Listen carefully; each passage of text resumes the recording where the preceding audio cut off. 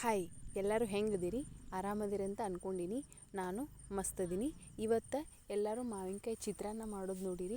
But ನಾನು ಇವತ್ತು ಮಾವಿನಕಾಯಿ ಪಲಾವ್ ಮಾಡಿದರೆ ಹೆಂಗಿರ್ತೈತಿ ಅಂಥೇಳಿ ಟ್ರೈ ಮಾಡತ್ತೀನಿ. ನೋಡೋಣ ಬರ್ರಿ ಹೆಂಗಿರ್ತೈತಿ ಅಂಥೇಳಿ. ಅದನ್ನು ಹೆಂಗೆ ಮಾಡೋದು ಅಂಥೇಳಿ ತೋರಿಸ್ತೀನಿ.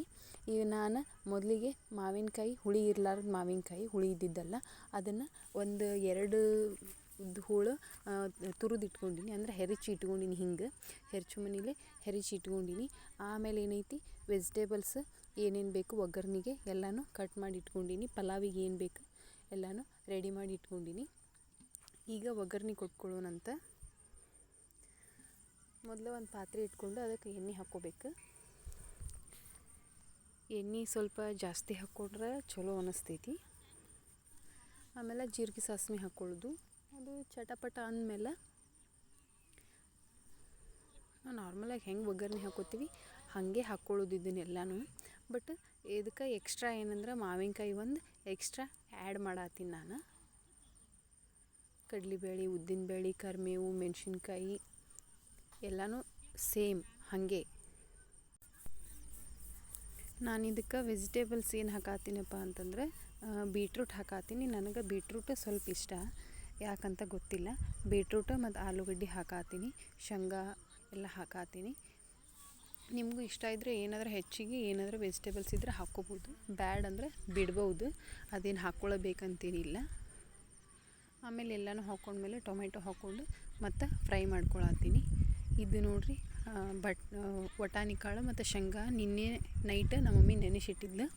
ಅದನ್ನು ಒಂದು ವಿಸಿಲ್ ಕೂಗಿಸ್ಕೊಂಡು ಇಟ್ಕೊಂಡಾಳ, ಅವನ್ನ ಹಾಕತ್ತಾಳ. ಆಮೇಲೆ ಎಲ್ಲ ಫ್ರೈ ಆದಮೇಲೆ ಮಾವಿನಕಾಯಿ ಏನು ಹೆರಚಿಟ್ಕೊಂಡಿರ್ತೀವಲ್ಲ ಆ ಮಾವಿನಕಾಯಿ ಹಾಕ್ಕೊಳತ್ತಾಳ. ಇದೇನು ಹುಳಿ ಇದ್ದಿದ್ದು ಮಾವಿನಕಾಯಿ ಅಲ್ಲ, ಕೊಬ್ಬರಿ ಮಾವಿನಕಾಯಿ ಅಂತ ಹೇಳ್ತಾರಲ್ಲ. ನಾವು ಏನು ಉಪ್ಪಿನಕಾಯಿ ಹಾಕಕ್ಕೆ ಇನ್ಸ್ಟಂಟಾಗಿ ಉಪ್ಪಿನಕಾಯಿ ಹಾಕಕ್ಕೆ ಏನು ತೋರಿಸಿದ್ದಿಲ್ಲ, ಆ ಮಾವಿನಕಾಯಿ ಇದು. ಈಗ ಇದೆಲ್ಲ ಫ್ರೈ ಆಗೈತಿ.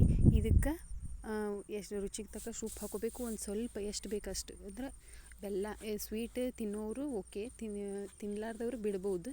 ಸ್ವಲ್ಪ ಸಕ್ಕರೆ ಅಥವಾ ಬೆಲ್ಲ ಒಂದು ಒಂದು ಅರ್ಧ ಸ್ಪೂನಷ್ಟು ಹಾಕ್ಕೋಬೇಕು. ಮತ್ತು ಇದೆಲ್ಲನೂ ಒಂದು ಎರಡು ನಿಮಿಷ ಮಿಕ್ಸ್ ಆಗಬೇಕು. ಚಲೋತ್ನಿಂಗೆ ಫ್ರೈ ಆಗಬೇಕು. ಹಾಗಾಗಿ ಒಂದು 2 ನಿಮಿಷ ಮುಚ್ಚಿಡಬೇಕು. ಆಮೇಲೆ ಅದಕ್ಕೆ ಏನೈತೆ ನೋಡ್ರಿ, ನೆನೆಸಿಟ್ಟಿರ್ತೀವಲ್ಲ ಅಕ್ಕಿ ಒಂದು 10ರಿಂದ 15 ನಿಮಿಷ ನೆನೆಸಿಟ್ಟಿರ್ಬೇಕು. ಆ ನೆನೆಸಿಟ್ಟಿದ ಅಕ್ಕಿನ ನೀರು ತೆಗೆದು ಆ ಮಿಕ್ಸ್ ಒಳಗೆ ಮಿಕ್ಸ್ ಮಾಡ್ಕೋಬೇಕು. ಮಿಕ್ಸ್ ಮಾಡಿಕೊಂಡು ಅದು ಒಂದು ನಿಮಿಷ ಅದನ್ನು ಚಲೋತ್ನಾಗ ಮಿಕ್ಸ್ ಮಾಡ್ಬೇಕು. ಯಾಕಂದ್ರೆ ಅದು ಸ್ವಲ್ಪ ಎಣ್ಣೆ ಒಳಗೆ ಬೆನಿಬೇಕಂತ ಹೇಳಿ. ಹಾಗಾಗಿ ಮಿಕ್ಸ್ ಮಾಡಿದಾದ್ಮೇಲೆ ಅದಕ್ಕೆ ಅಕ್ಕಿಗೆ ಎಷ್ಟು ಪ್ರಮಾಣ ನೀರು ಬೇಕು ನೋಡಿಕೊಂಡು ನೀರು ಹಾಕಿ ಮುಚ್ಚಿಡಬೇಕು. ಕುಕ್ಕರ್ ಒಳಗೆ ಬಿಸಿಲು ಹೊಡ್ಸೋದಂತೂ ಚಲೋನ.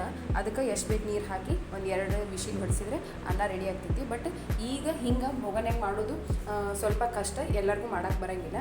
ಹಾಗಾಗಿ ಕುಕ್ಕರ್ನಾಗ ಮಾಡ್ಕೊರಿ. ಇದಕ್ಕೆ ಎಷ್ಟು ನೀರು ಬೇಕು ನೋಡಿ ಅಷ್ಟು ನೀರು ಹಾಕಿ ಅದು ಕುದಿಯೋಕೆ ಬಿಡಬೇಕು. ಮಿಡಲ್ ನೋಡ್ತಿರ್ಬೇಕು, ಹಿಂಗೆ ಬೋಗನಾಗ ಇಟ್ಟರೆ ನೋಡ್ತಿರ್ಬೇಕು. ಅದನ್ನು ನೋಡಿ ಸೆಟ್ ಮಾಡಿಕೊಂಡು ಪಲಾವ್ ಮಾಡಿದರೆ ಪಲಾವ್ ರೆಡಿ ಆಗ್ತೈತಿ.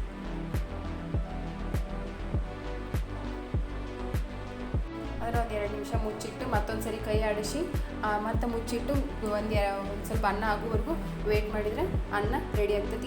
ಇದ್ರೊಳಗೆ ನಮ್ಮ ಮಮ್ಮಿ ಮೊಸರು ಬಜ್ಜಿ ಮಾಡಿದ್ರು. ಅದಕ್ಕೆ ಕಾಂಬಿನೇಷನ್ ಅಂತೂ ಮಸ್ತ್ ಆಗ್ತೈತಿ. ಅನ್ನ ಈಗ ಅರ್ಧ ರೆಡಿ ಆಗೈತಿ. ಇದಕ್ಕೆ ಒಂದು ಅರ್ಧ ನಿಂಬೆಹಣ್ಣು ಹೋಳಿ ಮ್ಯಾಲೆ ಒಂದು 2 ಸ್ಪೂನ್ ತುಪ್ಪ ಹಾಕಿದರೆ ಪಲಾವು ರೆಡಿ ಆಗ್ತೈತಿ. ಒಂದು 10 ನಿಮಿಷ ಬಿಟ್ಟರೆ ಸರ್ವಿಂಗ್ ಬೌಲಿಗೆ ಸರ್ವ್ ಮಾಡ್ಕೊಳಕ್ಕೆ ತಟ್ಟೆಗೆ ಹಾಕ್ಕೊಂಡು ಉಣ್ಣಾಕ ಅನ್ನ ರೆಡಿ ಆಗ್ತೈತಿ.